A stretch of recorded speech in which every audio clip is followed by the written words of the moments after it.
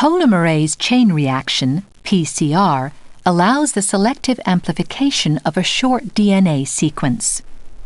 In the example shown here, the DNA to be amplified is a 500 base pair sequence from the human insulin gene. The source of DNA for the amplification can be any tissue, and in the example, genomic DNA was isolated from a blood sample. Only a tiny amount of DNA is necessary to obtain a PCR product. In fact, a blood drop or less would be enough material to start with.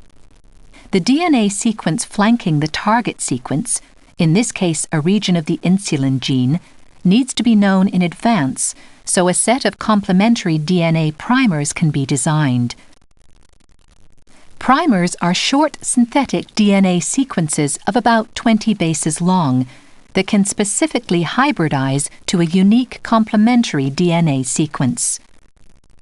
Genomic DNA, primers, deoxynucleotides, and a heat-stable DNA polymerase are all mixed together in one reaction tube.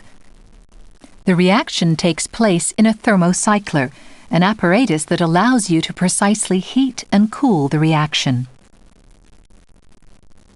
The DNA is heat denatured to separate the strands.